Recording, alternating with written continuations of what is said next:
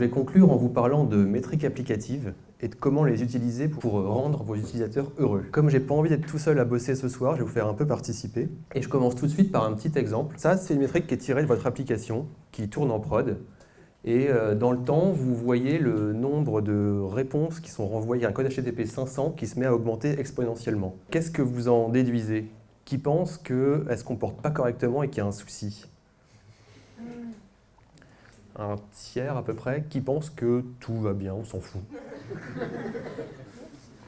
Et qui pense qu'on peut absolument rien dire. Quelques-uns. Ouais, et effectivement, on ne peut pas vraiment dire grand-chose, parce qu'en fait, ça dépend du nombre total de requêtes qu'a pris mon application. Si c'était un nombre de requêtes constant, effectivement, une augmentation exponentielle des erreurs, ça aurait été inquiétant. Par contre, si le nombre de requêtes avait aussi augmenté de façon exponentielle, j'aurais pas trop voulu me faire réveiller la nuit pour ça. Du coup, une façon d'éviter ce genre de signaux un peu fallacieux, ça aurait pu être d'exprimer le même indicateur en matière de proportion, donc comme la proportion des événements valides qui étaient bons. Alors c'est un peu abstrait dit comme ça, ça pourrait être par exemple la proportion de requêtes qui a été répondue avec un code HTTP 200, 300, 400, divisé par le nombre total de requêtes. Ou alors la proportion de requêtes qui a été répondue avec une latence inférieure à 100 millisecondes, par exemple.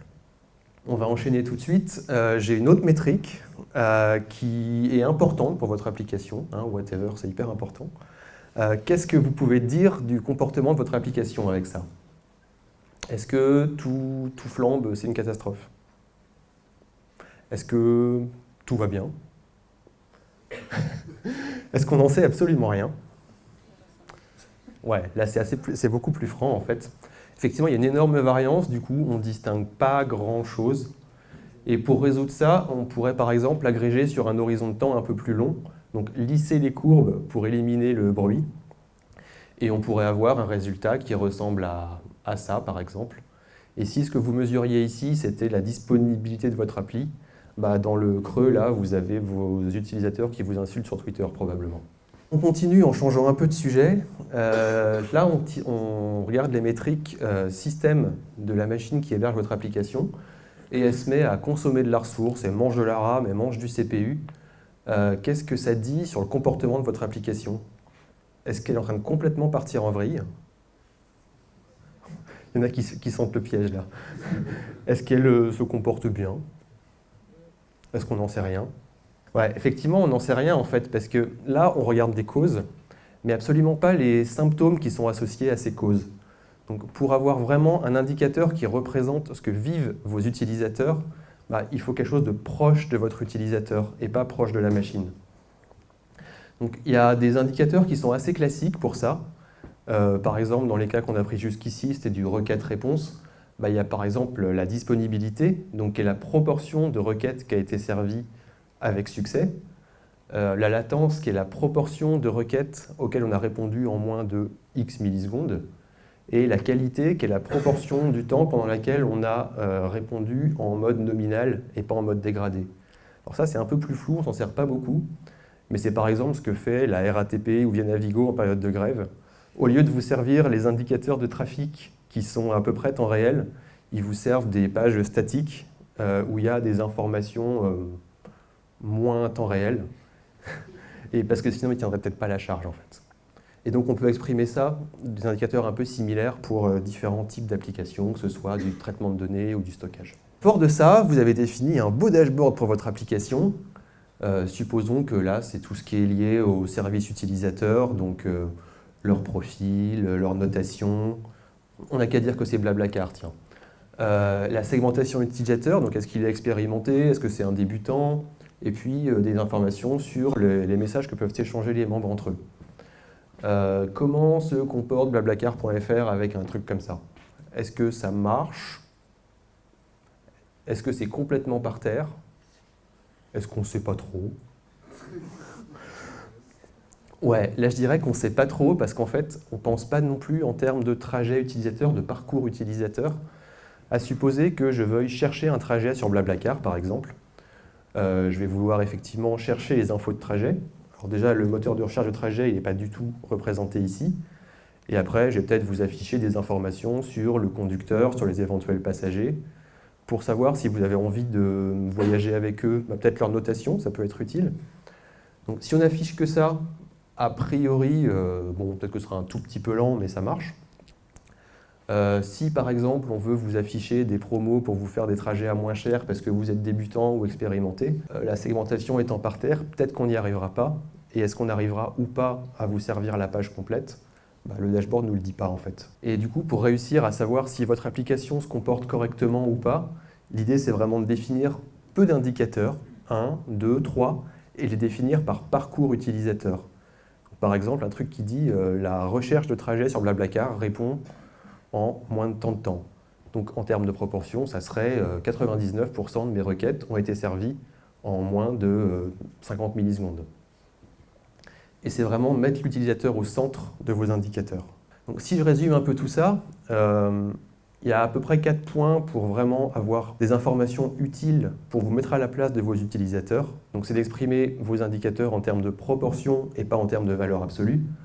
C'est d'agréger sur un horizon de temps suffisamment long pour éliminer le bruit qu'il peut y avoir sur vos métriques. C'est de regarder vraiment les symptômes et pas les causes, parce que c'est les symptômes, c'est ce que vivent vos utilisateurs. Et utiliser 1, 2, 3 indicateurs, vraiment pas plus, sinon vous aurez probablement des signaux contradictoires, et de les centrer sur les parcours de vos utilisateurs sur votre application. Et une fois que vous aurez ça, vous aurez tous les outils en main pour rendre vos utilisateurs heureux. Voilà, on est bon. Tu mets en place ces métriques à quel stade de ton application? Si c'est un parcours qui vient d'être lancé, par exemple, est-ce que tu le monitores dès le début? Alors ouais, je définis les métriques dès le début. En plus, c'est souvent des métriques assez classiques, c'est vraiment de la mesure en termes de latence, de endpoint, si tu fais du requête-réponse. Donc c'est des métriques qui sont censées même presque être automatiques. Et après, tes seuils, effectivement, tu peux les définir après, une fois que tu as vu un peu comment se comportait l'application et faire quelque chose d'atteignable par rapport à ce que tu fais aussi.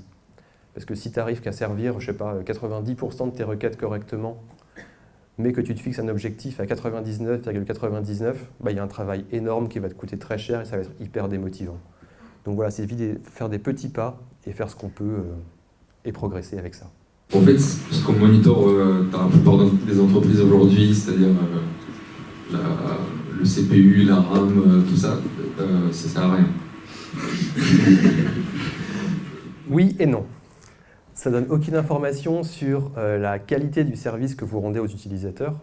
Par contre, le jour où vous voyez qu'il y a un problème sur votre application, ça vous aide vachement aussi à débugger et à savoir où sont les soucis. Donc je ne pense pas que ce soit utile comme indicateur de qualité de service, que ça représente la satisfaction de vos utilisateurs, mais ça n'empêche pas de le mesurer. Mais ça à utiliser plus dans des phases où vous creusez les problèmes.